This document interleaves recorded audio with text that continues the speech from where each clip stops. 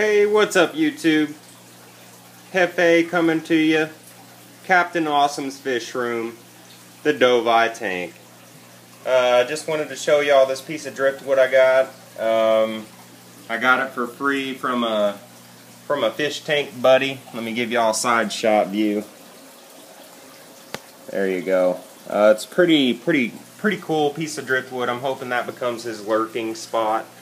Sorry for the video quality, guys. I'm filming with my iPad and it just doesn't look like it's as good as my iPhone. It's an iPad 2, so what does that tell you? But anyways, I got a little update on my drip system here. But first, I wanted to tell y'all about the NLS New Life Spectrum.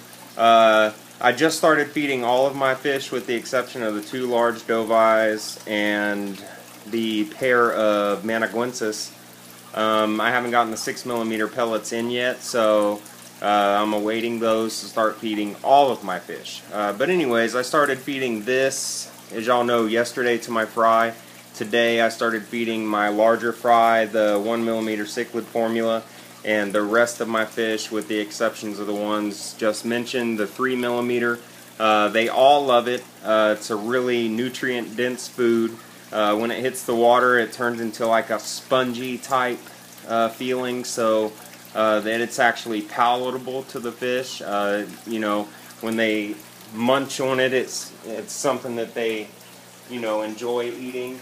Sorry, I'm trying to shut my door. But yeah, so far so good with the New Life Spectrum. Y'all stay tuned. I'm gonna have a surprise video at the end of December for y'all regarding this food. So I'll do an update here and there on it live so y'all can see. But at the end of December, y'all are gonna get to see something really cool, so y'all can make a decision on NLS yourself. But back to the drip system, quick, I don't want to do too long of a video. I picked up these smart water filters right here by GE. Really cheap. I got them for like, I think 12 bucks a piece, and then these right here were 20 cents a piece, which are 1/2-inch adapters that screw into the side. I got some Teflon tape on there as well so it won't leak. But anyways, that's so I can run this 1/2-inch tubing from where my washer is connected to my fish room. What I'm going to do is put a 2-way valve, one of which is going to run to my washer from the spigot, and the other is going to run this hose to my fish room from the spigot. Some of y'all may know that is spigot, but I'm country, so what are you going to do? Anyways, now the problem I was having is I was worried about the water becoming anaerobic because of the distance it was going to travel, because it's a lot of surface area on the inside of the tube. The reason I was worried about it is because I built a denitrator that works very well. I may add. And that tube that runs into the top right there coils all the way down that 4-inch PVC pipe right there. So I have about 120 feet of that, and that's about, I'd say, I don't know what size that tubing is. I can't remember. I think it's like 3/8 ID inside diameter. And that surface area alone depletes the oxygen in the water from the bacteria that eats nitrates. And then the media, the bioballs that run the rest of the way, actually facilitate grounds for that bacteria to colonize and deplete the nitrates from the water. And when it comes out, that's why you have to have such a slow drip. Is because it's oxygen depleted water, and too much of that inside your tank will kill your fish. Now, I was worried about that because I was going to run this right out of the spigot, which means this tubing was going to come from the spigot up the wall a little bit and then hook into this up near the ceiling where I was going to mount it, and then from there it was going to run all the way to my fish room.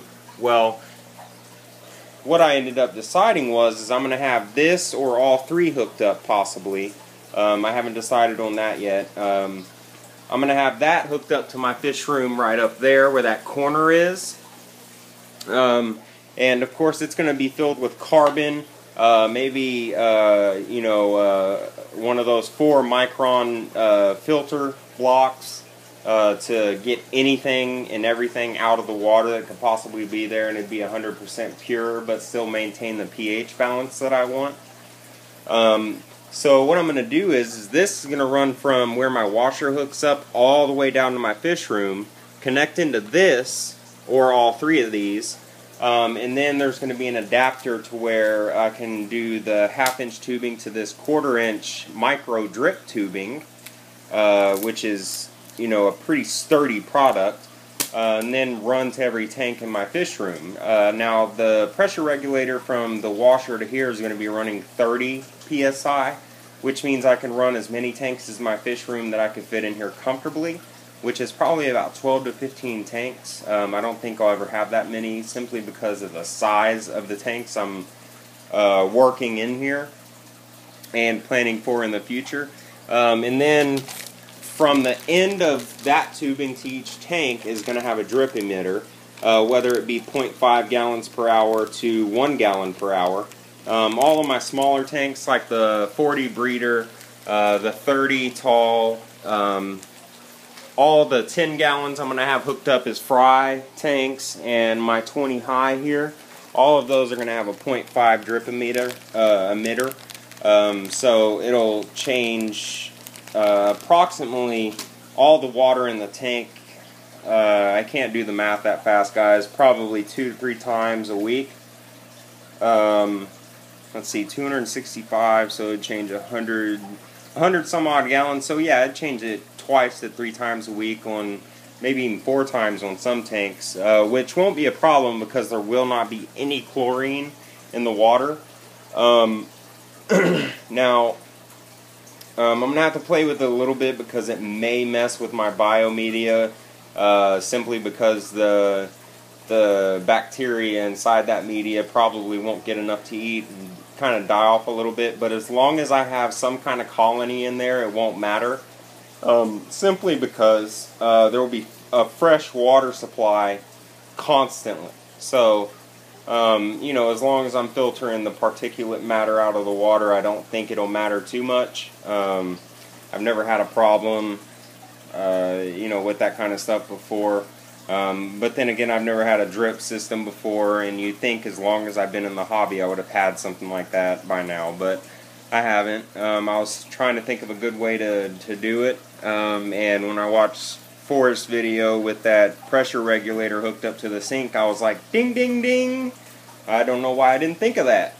And it's been on several web pages that I've been on, several forums with the the pressure regulator. I guess it just never clicked until I saw his video of it. So that's all I have right now, guys. I'm going to be doing something with those here shortly. These filters here, as soon as I get the other 3 in, and a little something special that I have planned. I'm going to show y'all what I'm going to do with those, how I'm going to get them cycled really fast and stuff like that. But until next time, guys, I just wanted, let me step back for a minute. I just wanted to give y'all a little update. I know I did that contest video. I just wanted to let y'all know what was going on. I didn't want to leave y'all hanging. But with that said, guys, y'all have a great night. This is what I'm doing. This is what I've done. Rate, comment, subscribe. Y'all are awesome. And I'll check y'all later. Peace out.